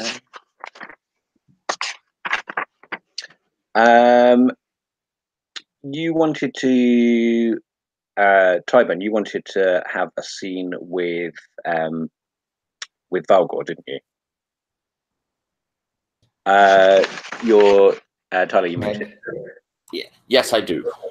Okay, cool. So that is keep company. So, what would your chosen ability be to roll in this situation? Since I've heard of the Order of Knowledge, I think it's probably going to be talking about, lore of this area. It's going to be an intelligence base. I'm going to be talking about the things I know about this and trying to engage in conversation that way. Okay, cool. And Martin, are you happy for Valgor to be involved in that scene? Yeah, it sounds just about right for the character. He's comparing notes and trying to get some more information. Of course, okay. That's good. So, Tyburn, roll me intelligence just to see how that turns out. Okie doke. That ended up being an 8. An 8. Okie dokie. Okay, so you guys play out a little conversation. We'll have a little of that scene. As you're kind of on this wagon going through the snowy land with the giant sword strapped to the back. It's actually quite a nice wagon, kind of like a painted Romany looking kind of thing. With lovely like artwork up the side and stuff like that. So the sword is strapped to the top of it. And are you inside or up at the front? I imagine up at the front. Okay. Yeah. So I think as part of the deal, Fez insisted that you'll take turns driving, and he seems to have sorted it so that he will never have to take a turn. The two of you are up at the front currently. Who's driving, or who's driving the horses? Driving the horses, is that right? I think so. Yeah. You know what I mean. Well, I suppose you've got one each. So let's have a little of that scene whilst you guys do that, and I'm going to make some rolls. All right. We actually had never intended to find this temple, though I have to say it was fascinating. Our intent was to travel through the underground to we'd heard rumor of a great rock that chips of it, they glow. Have you heard of anything like that? Yes, I seemed in the oldest records of our order. There are some notes, but they are very old, very hard to interpret. So I didn't take them for true, but obviously they are. So that's something to someone recently just had found it. It's probably a few weeks away to the east, but we thought we might could get the jump on everyone before they got there. As it turned out, so they got the jump on us, as you saw. Yeah, I noticed, as you know. Have you any idea what's that sound that came up from the caves? Do you know what? Have you any idea? Have you heard something like that before? I don't think I have. Probably not. So, no, I haven't. But, well, maybe before we had encountered that giant, we had heard something moving around down there, something much smaller. Maybe there's some sort of hidden order that still worship there, some sort of subterranean creatures. That doesn't bode well at all. It seems like something that could, if there's something growing and gaining strength, it could be, it could be really, really bad. I hope we haven't brought a whole bunch of trouble to everyone. But you spoke of yourself as a man of learning. Can you tell me something? In my youth, well, my family thought that I had potential as maybe a scholar. I studied a little bit of everything. Well, before we lost all our money. What? You lost your money? What happened? Well, my parents, they seemed a loving sort, but one day, my sister and my brother and I woke up and well, I think that probably they were kidnapped, but they were kidnapped with all of our stuff and had run off and left us. Cool. Okay, I think that's a great line to end that scene on. So, Tyler, you can choose to either gain a bond with Valgor, for them to gain a bond with you, and you don't have any bonds with each other, so those are the two choices you have at the minute. I think I'll gain a bond. You're going to gain a bond. Okay, cool. Vincent, did you want to do a similar one with Rezek? Sure. So we're picking out clothes in the back. Mm-hmm. Sorry, guys. Gonna have to stop you there one sec. So I've just had a phone call from my alarm company. The alarm's going off at my brewery. So I'm gonna have to go in. Yeah. Go say Bertha. Yeah, sorry. So I'm gonna have to go in and check that out. So yeah, is it cool if I just kind of jump away and you sort of cool. if we go back to town anyway, and I'll sort of join in whenever kind of next week. Yeah. Okay, cool. Sort that out. Okay, cool. Thanks a lot. See you, everyone. Bye bye. Bye. Well, anyway, Okay. she's she would be in the back playing dress up or something. She's trying to find some very fancy ladies' clothing to put underneath a new red cloak and to get him some proper pants or something. Cool. Okie dokie. What do you want to roll? You can roll anyway, just because I think we would have done that. Okay. There's something weird about these dice. I keep getting the same. I got a 10 again, 2 5s. Okay, cool. So you get to, you both get a bond on each other. Okay. So you actually there's a sweet dressing up montage. Basically, it's a makeover montage with the big barbarian type and the little thief girl in the back. Okay, so you pull up. Well, you've been traveling for a little while. Maybe 3-4 hours, 5 hours tops. And when the smell begins to hit you, that kind of the scent of smoke, and for some reason, you can still smell the burning of this village from when it burnt down. And this is meant to have burnt down. How long ago did this burn down, do you think?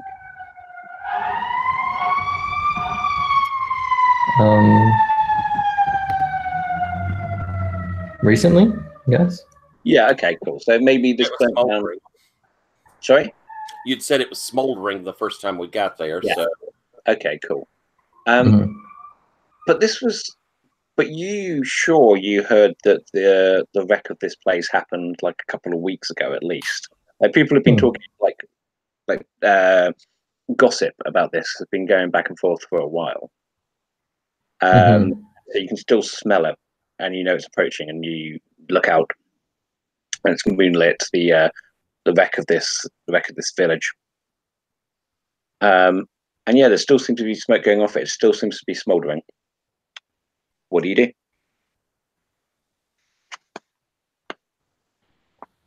I've got to say that this seems really strange, and kind of looking around to see. I mean, it doesn't make much sense that this wouldn't have burned out its fuel, or in the course of a week, weeks, there wouldn't have been some sort of rain. So something's odd to this. Like it keeps on burning. Do we think it's safe to stay inside it, or should we maybe find a little somewhere outside of this town? Fez kind of looks out at it and says, "Nonsense, nonsense and superstition. What's outside of this town? Monsters, monsters and blight." All right. But something clearly came into the town there, Fez. If it came in once, it could come in again. And Well, we can keep outside, a van by ourselves, a perfect target for bandits, or we can go inside where there is some structure still standing. There's some walls, there's some fortifications. I heard they built this place on the ruins of an old fort. Maybe there's some stronghold or something we can find out in that. we could certainly go look. And I'm going to try and peel through my memory and see if there's something I might know about this place, maybe. Is that all right? Yeah, sure. Roll me know something. All right. Ooh, that's a 13. Okay, you can ask me any question. I must answer it honestly. All right. He's already talking about it being possibly a fort. We could see it has some fortifications. But I think I'm more interested in what would keep it burning like this. Do I think there's something unnatural about this burning, and what do I think would cause it? Okay, cool. Yes, as you're looking down, you can see that. Have you ever seen where there were like ancient walls in a city and they've just kind of like built around them? It looks kind of like that. So there are some much older, like apparently older walls, which appear fine still. I mean, like ruined, but no more ruined than they would have been when they got there. And then there's some other buildings that have been kind of built around that. And they're the ones that's just smoldering. As for what would keep it smoldering, like as you get, are you getting closer to it? Are you kind of inspecting it? Okay, cool. Yeah, I figured we're getting towards it. It's not hot. It's not hot at all. It's kind of, and when you look at it closely, there isn't actually any smoke. Like you were sure there was some smoke, but it seems almost like the memory of smoke. And just for a second, as you're looking down, like the whole, like a time-lapse photo of a building being built. Or more accurately, a time-lapse building of a building collapsing when it's been abandoned. That, but in reverse, and kind of the whole village kind of comes straight back up, and suddenly walking past, there were people walking past you, like guardsmen, merchants, and all the people that kind of came here immediately. And then with that, it's gone. And so you think something here is causing this place to hold on to memories of itself. Is that enough? You feel that sense? Yeah, that seems good. And I think I'll look at Flo. This and Fez. There's something here very strange. Maybe we should get Volgar to see if maybe his god can give him some insight. I'm sensing that there's something that's lingering here. We may be walking into more than just a ruined village, Fez. What could it be? What indeed? I'll look over to Flo. Like, well, I mean, if we kept on going through the night, would we make better time? I fear nothing, man, nor beast, nor giant, she says, standing as tall as she can. I kind of fear going through the woods at night. And do you know what I fear? Exhausted horses, dead horses from exhaustion. These are my livelihood. I have to agree there, Flo. Despite your admirable bravery, I think stumbling through the forest at night's not our best choice either. So we'll stay here in the spooky, ghost-haunted, villagey place. I'm not afraid of ghosts either, so she says. I didn't say anything. She says, and you can actually see her like trembling a little bit. She's like... What I saw was Tyburn stare out for a while. He's had a hard day. Mm. These things that aren't there. I'll bow to your greater knowledge on transportation, Fez, but I suggest we keep a very close eye open and find somewhere perhaps as quiet as possible around the edge of the village. Certainly. Certainly. We'll meet in the middle. Okay, does someone want to scout out somewhere to camp then? Would you like to do that, Flo? Sure. Where is that move, or what is that? What do I do? I don't know. Let's have a look. I don't know, is that make camp? Or Yeah, if you're trying to find something, if you're trying to find a good place to camp, I think just roll luck. Okay. Her favorite thing. She closes her eyes and she pulls out a little twig and she does her little dowsing rod thing. And she believes that the best place to park is right over there. And she rolls a modified 6. Okay, cool. A modified 6. Nice. She rolled a 4. Okay, so the best place to park is you point to a tower, which is, it seems perfectly sensible that you would park in this tower. And you can see that kind of combination of buildings that I mentioned previously. It looks like it was an old guard tower that's partially collapsed, and there's kind of bits of more modern wood smoldering off the top of it. And Tyler, in your vision, when you saw it, it was a kind of a windmill they'd built out of the top of this tower. So there's kind of some collapsed windmill. What are the things on a windmill called? blades, right? Blades, Fan thank blades. you very much. Yeah, the blades on the floor collapse nearby. So yeah, that seems like a perfectly sensible place to stay for the night. And we're gonna at that point cut away, and we're gonna cut back to the Devil's Moor, where the last few merchants are kind of like moving away as because this singing is still going on. And it starts getting closer, and there's some light coming up from there. And one of the merchants kind of leans over to look into and see what's causing the light, and screams and screams, and is pulled down by something. And then back to you. Oh, lovely. So are you making camp? Yeah, and I think just part of his flavor I'll get Rat Tail, and I'm not much help, but with Rat Tail try and move these blades so we can put a little perimeter, and look to see if we have anything left to make some snare type things, or not snare so much as alarm tripwires, so at least we won't be surprised. Yeah. Okay, roll me intelligence. Okay, and I am a trap master, so Oh, nice. if I needed, I could get a little boosty on that. Let's see. 7, 8, 9, 10. 10. Okay, cool. So Tyburn's got a fishing net, and Flo's got fishing poles and fishing line, maybe. If you need it. Did you bring any provisions with you? Did you bring any food? I have rations. I got rations and a bedroll. Okie dokie. Me too. So who's handing out the rations?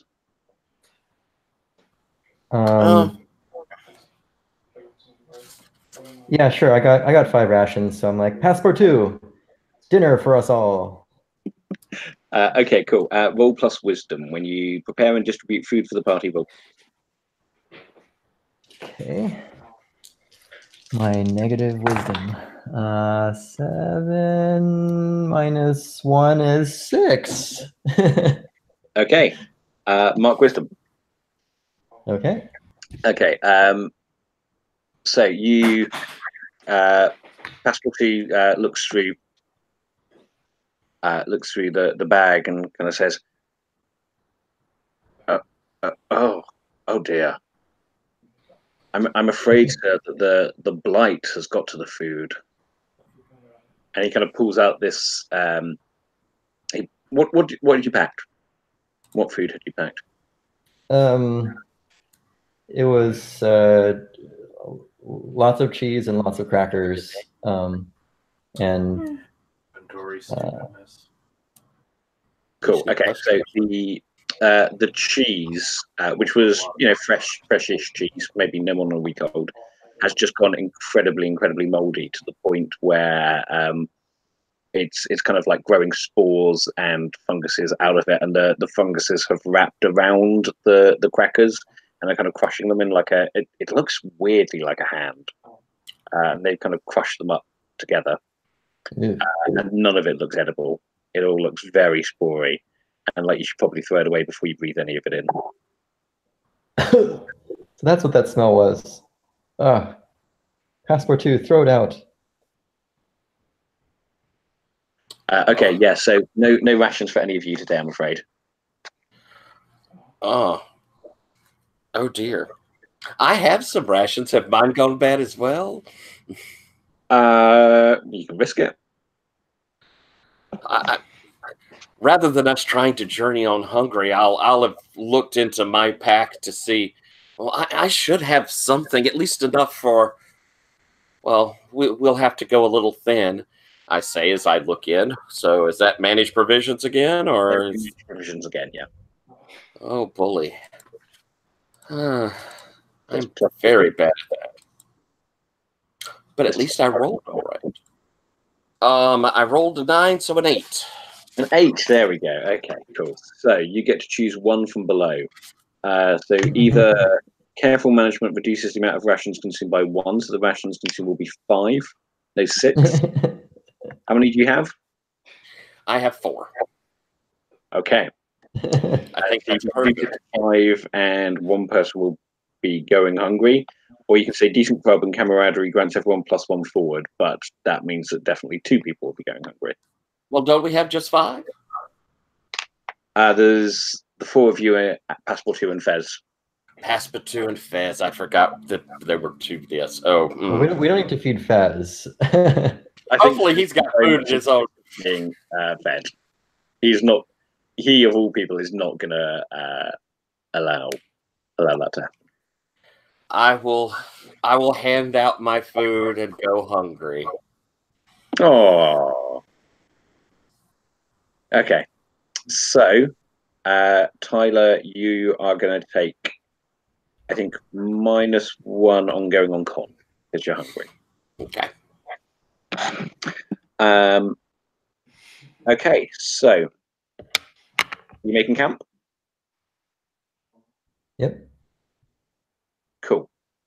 Tyler, do you want to roll? Or who's got the high wisdom of you two? Let's see. My wisdom is either a -1 or 2. It's a 0. It's a 0. A 0. Yeah, mine's negative. So. Okay, cool. So Tyler, do you want to roll your watch? So Tyler, you're going to be on first watch. Alrighty. So I roll. Well, who's going to be on first watch? Actually, Tyler's definitely going to roll watch, but who's going to be on first watch? Yeah, Flo can stay up. Okay, so Flo, you stay up a little while, and the wind's howling. It's kind of spooky, but nothing in particular happens, and you settle down after a little while and call Tyburn up to watch. And Tyburn, then if you roll your wisdom. All right.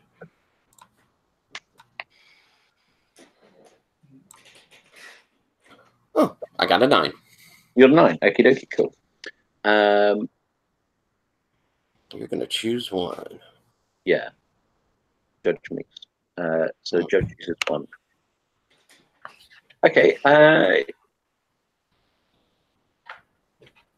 Well, we have a little scene of you two keeping company as you change over in the guard order. Flo, I'll relieve you. Did you see anything? I thought I saw a gigaferret, but it was just a squirrel. Oh, well, thank goodness. They're terrifying. You say a squirrel. Um, A squirrel is like the size of at least a husky. Around. Lord. Yeah, it was like a giant ferret or something. Like it was. Yeah,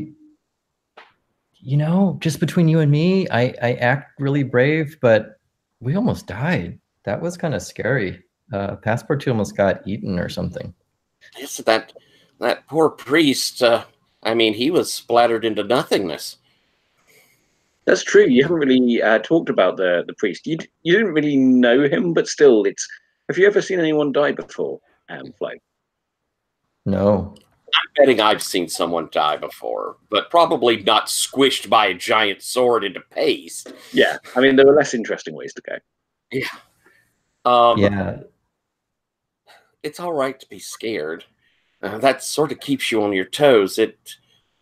I have to say, though, it was very, very brave of you to go and rescue Passepartout like you did. I foolish, but very, very brave. Flo is afraid of no giant, and well, I got Passport 2 into this mess. He's just a porter, but he didn't sign up to die, nor to be the warrior. So it's up to us. But Cool. with Father Vasleg gone, well, I guess I didn't really get to talk to him much. He seemed Flo, awfully hardly serious. Flo, roll plus. Maybe we should. Okay. Yeah, sorry for the absence, everyone. It was a family member who I really was a phone call I really need to answer. So No I hope problem. Everything okay? yeah, everything's okay. Cool, good. She does an 11. You do an 11. Okay, cool. So play out how the conversation comes to a positive end between the two of you. She well, basically she's able to confide in him. I mean, it's not about talking about it directly, it's more just having somebody there. So she just starts to tell him all these tall tales of these adventures she's been on and the great beast she's slaughtered and how she's looked death in the eye and all of that stuff. But you could tell that she's really quite terrified and shaken from what happened. But after talking with him, she's able to sleep soundly. Yeah, Cool. I think that as you finish up, like Tybert puts an arm around your shoulder and says, there's nothing wrong with being scared. In the end, it's what's going to keep you alive. And then she hugs him and she's like, "Don't worry, I'll keep you safe." And then she kind of goes to bed. Roll the credits. Yes. Okay, so Vincent, you can choose either to gain a bond with. You get to choose two of these. You can have a bond with Tyburn. They can gain a bond with you, or you can refresh all marked bonds. So I think Tyler, you did mark a bond with Vincent, didn't you? You can choose two of those. Okay. So I don't really know how that works, but I'll just write down Tyburn and a bond, I guess. Mm-hmm. Yeah. Okay. It's probably more efficient at this point because you only have one bond to get another bond with him, which is essentially the same as refreshing one bond. Plus, then you have another bond, which the next time you refresh it, you get two back. Got it. And then I can use these bonds to help You can use or something. Yeah. Yeah, it's like where I used the bond to help you, and it's that automatic +1 for a help, but it also gives an extra for every bond you have. Got it. Okay. Great. Cool. Okay, so Flo settles down for the night, and you are on watch, Tyburn. And as you're on watch, you see Rat's Tails come out of his tent. And he's kind of looking around.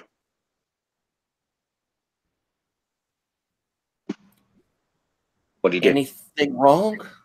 I say as I'll move over to it. And he doesn't answer. Rat tail. Hey. And I'll reach out to kind of shake his shoulder.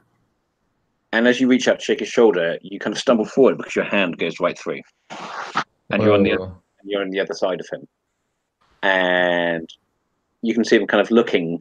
He's looking at you, but he's not like looking at you. And then he kind of walks forward a little bit, and it strikes you that you haven't actually seen Regex for a while. Okay, this seems particularly supernaturally and almost ghostly. And if I know anything, when you have ghosts, you want priests.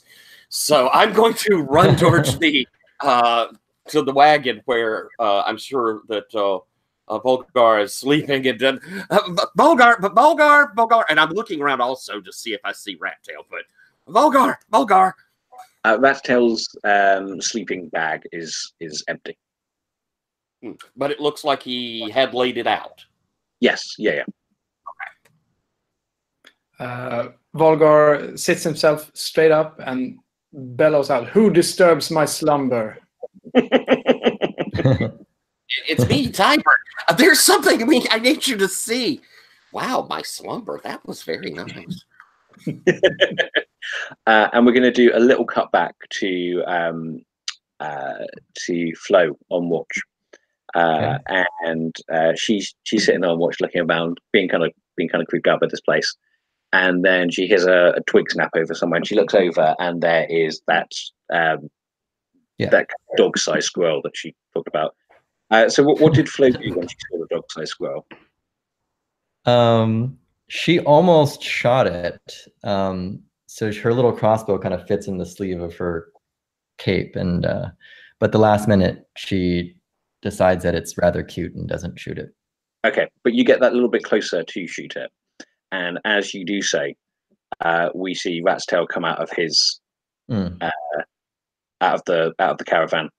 Oh no, where would you be sleeping? No, you were sleeping in the tower, I guess. Yeah, you're sleeping in the tower. So we see him come out of the tower and do all the same stuff that we just saw him do with Tyler. Okay, so, but you don't see that. Okay. That kind of happened behind you whilst you're distracted by that squirrel. Okay. So are you going outside? The Volga and Tyburn? Yeah, I have to see what all the. I think that it's probably nothing. I mean, he speaks of himself like an intelligent and learned individual, but I clearly can see that there's not so much behind all those words. But I think that this is something. It's probably nothing, but I have to go look. Otherwise, he will pester me all night. Cool. And you see, you go out. And you can see Rat's Tails. And did he actually tell you what this was, or did he just say, "I've got something to show you"? As we're getting, I think as we're getting up and walking out there, I would say, Rat's Tail ghost. I fell through. I mean, I don't understand. Sort of babbly, because it's probably disturbed me to fall through, my friend. Yeah. I'm getting a little bit of a Scooby-Doo vibe from that. Ghosts. Yeah. Okay. And you go outside and you see Rat's Tail. And for a second, Volgar, you think that maybe Tyburn has gone a little, and maybe Fez was right when he said that he's had a very hard day and he's seeing stuff. Yeah. Except for Rat's Tail is kind of knelt down on the ground and he's investigating on something on the floor. And then he just kind of like seems to like walk into the floor. Okay. I turned to Tyburn and said, "Well, that's something, obviously." I told you. This is rather strange, but ghosts are not unheard of. Did you do something to him? No, I went up to shake him. He didn't hear me. I kind of fell through him, and I come to get you, but he's not in his sleeping bag. And I mean, if he were dead and it's a ghost, he'd be dead in the sleeping bag, wouldn't he? Yes. Obviously. Well, I quietly move. Do I still see the ghost, or has he disappeared? Kind of like it looked like he was walking downstairs, except for he was just walking into the ground. It was kind of like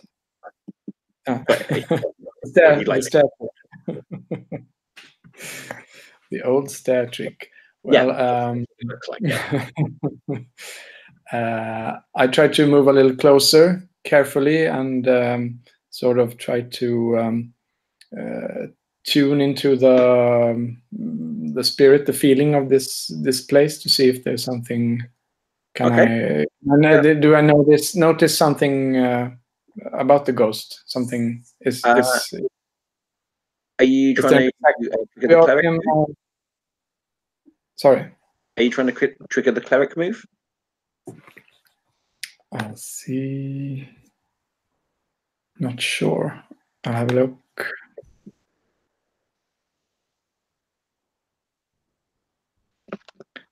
Yeah.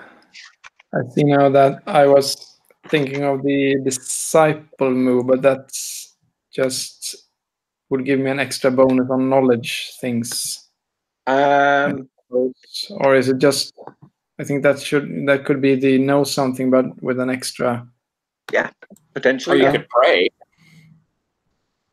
Yeah, but that's what I was thinking. I was thinking maybe the praying, but okay. Yeah. What does the praying do? It sort of resets my. Hang on, let me get the sheet up. There's kind of like an attune move. Flo, you're sleeping quite lightly, and you hear some of this outside, the talking and the talking animatedly. What are you dreaming about at the time, and how do you incorporate the words outside into your dream? She's dreaming about a Studley Tyburn saving the day in his loincloth. And Tyburn or sorry, a rat's tail. Sorry, rat's tail. Rezig. And she's like, I guess when she hears about Rezig walking around, she's like, oh, Rezig, you're awake and you wanted to see me in the middle of the night? Tee hee hee, and then. And you do that thing where you kind of fall over and attempt to kind of go for the hug, and then you feel where Rezig's should be. There's just nothing there. And you touch it and it's quite cold. So you realize it's been a while. Where is everybody? What? And she kind of peeks her head out of the door there. Cool. Okay, and yeah, you see that going on outside. Okay, so yeah, the move I was looking at, Martin, was invoke. So when you call upon your deity, say what you want to happen and how it falls within at least one of your deity's domains. And then I was thinking about my deity as something about knowledge and structure and order. Yeah. It was hidden as well, wasn't it? Like hidden knowledge. Yeah, hidden knowledge. Yeah. So I'll try to. What does it look like when I'm communing? I think I might be. Well, I imagine I carry the little book where I write things, and I sort of just touch it or hold it, and through that I try to communicate with the deity whose name is Grimnir. So I to access the sort of I think this could be some sort of hive mind knowledge thingy to that's so good. with other clerics that I know or have heard. So I'll try to do that. So I'll roll with. What do you actually want to achieve through this? I want to. I'm thinking. I see that he's moving down some kind of stairs, and maybe there's. I think maybe it's an old image of how this place used to look. Okay, cool. Maybe, yeah. So you want to see where he's gone effectively. Yeah. So I'll roll with. Is there a modifier? Yeah, you roll plus wisdom, I believe. Then it's a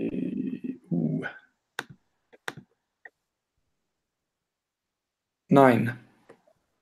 It's a 9. Plus you bear your holy symbol, and Yeah, so plus, but you're not occupying a place sacred to your faith. That's a 10. 10. Okay, so your request is granted with a duration of 3, maybe made permanent. Okay, cool. So, tell me what it looks like when you're praying. Tell me what this neural network looks like. Well, as I hold the tome, and it's not really a tome; it's more like a big notebook. I fall into some sort of short trance, and I imagine all the other clerics as nodes, little nodes of light connected with small strands of light in sort of this. Oh, I lost you. Sort of like an, you know, the that Zelda Link to the Past game where there's a shadow world. So I can see the shadow world and all the other clerics as nodes of light and light connecting us. Okay, and cool. knowledge flowing back and forth. So that's like the image of it. Cool. Okay. And yeah, you tap into various members of your order all around the world, and like little bits of information about it here and there. Just suddenly, you've got the books. I think you're kind of like spirit writing them out as well as they're coming, and you've drawn yourself when you kind of come to it, and you've drawn yourself a map of this area. But in the map of the area, there is there's like a large circle with runes drawn on it at just the point where, or around the point where he disappeared. And as you go over to that area, or do you go over to that area? So I shouldn't speak for your character. What do you do? Yeah, but it's. I look at this map and I understand that there must be something there. So I move over to where the ghost disappeared. Yeah. Okay. Cool. And there's a large kind of like mossy area there. You pull some of the moss aside. You can see these runes kind of carved in a circle on a large stone circle. And you look down at the notes and you realize where you have to trace your hands, and you can kind of see we see one of your brother monks kind of tracing the same circles, same symbols in like a pool of sand. So they're tracing it, and you're kind of like following them in your mind as you're doing it. You're tracing all around, and all of the runes start to glow blue on this circle, and then the stone circle goes back, and there are steps going downwards. Oh. Wow. Excellent. And I sort of turn to the other two who's looking, and there you see true knowledge. That is very impressive. Cool. And sorry, Karen. I look over towards Flo, who I think had kind of looked up to see what was going on, and I'll say, I think Rattail went down there.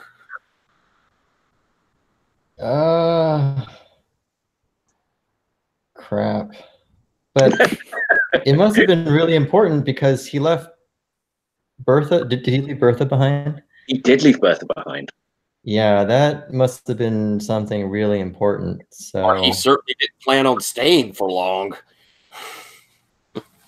like I said, we don't leave anybody behind, but we need to make sure that somebody's watching the sword. You see her run back in to grab her stuff, and then she kind of gently kicks Passepartout awake and says, "Watch the sword." And they kick him away. Yeah, she just literally like kicks him in the gut, but in a loving way, I guess. What? No, mommy, please don't. And then he kind of shakes himself awake. I'm picturing Rattail's gone missing. I'm picturing Passepartout's pre-house Hugh Laurie, So non-cool Q. No, that and his cousin John Reese is yeah. So watch the sword. Rat's tail's gone wandering off. We have to go after him. So I get to stay here this time in the safe area. But I'm serious about this, Passepartout. Yes, no. If I must, if you can go on without me, I will bravely stay here and guard all the stuff here, and you go after your adventuring. How long protect it with your life? Your bed and going back to the village by myself. I don't know, but something, you know, you I trust. Your cousin, though, he's a businessman, and I don't trust business people. But they're the only people you can trust. You can trust not to trust them. That's what he thinks. He's very clever. And then she laughs, or you know, just to be friendly, and then she leaves, and then she comes back for a second. She's like, "With your life," and then she Nice. Okay, cool. She did manage to grab a couple of torches from her sack before she left, though. Cool. And I think as the three of you have your torches at the top of these stairs, we will leave it there for the evening as you're about to descend and go to end a session, if that's okay. Yeah. And Vincent, we don't have you next week? No, I'm out of town actually. So. Okie dokie. I will think of some reason that you are not in the dungeon. Or do you want me to think of a reason that you're not in the dungeon, or do you want me to play you as an NPC? You can play me as an NPC, or maybe she goes into the dungeon and then gets, you know, lost or something. I don't know what. I think given all the magical shenanigans that are going on, it's going to be very easy to write you out for a session. Sure. Cool. Sounds good. Okay, so let's go to end a session. Where is end a session?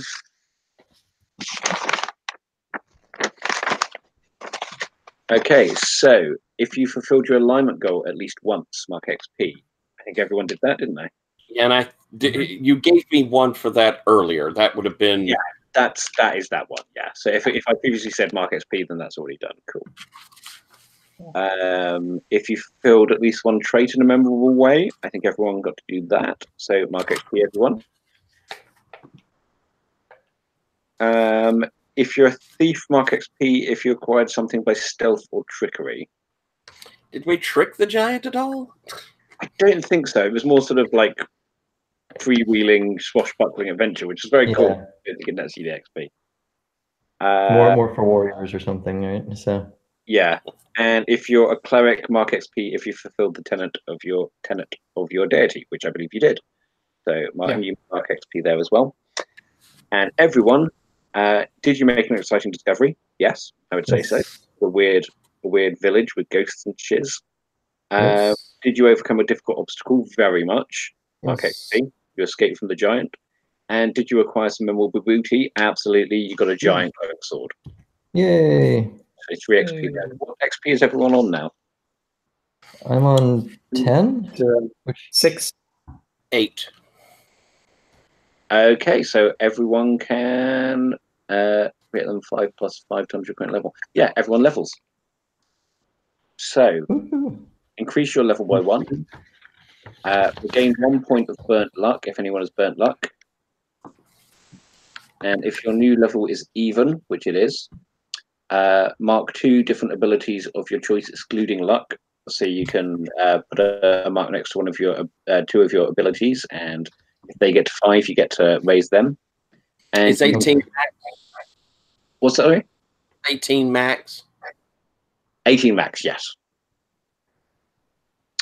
And you increase your maximum hit points by 1 roll of your hit die plus your con score. Yes, finally I rolled a 6. Okay, so my con's -1 though, so I have a total of 6 hit points. Yay! How many hit points did you have before? You have 1. It was 1 before, so her running up the giant was like.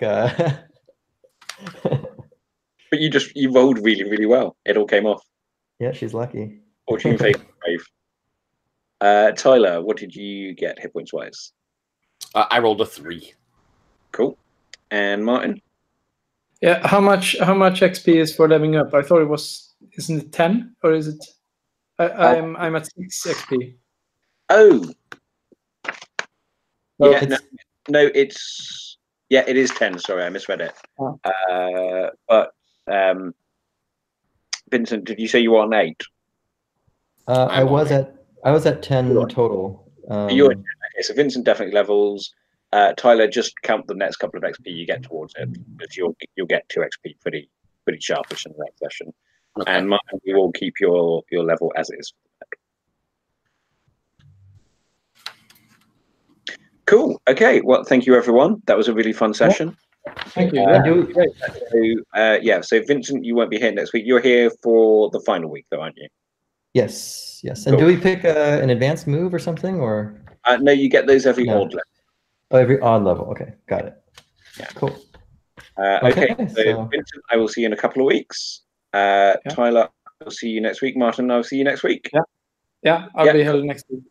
And we have Paul will hopefully be back with us, and we have Swarveg with us next week as well. And I think he's with us for the next 2 weeks. He played the priest in the previous one. Okay, thanks very much, everyone, and see you soon. Thank you. Thanks. Bye. Bye. Bye.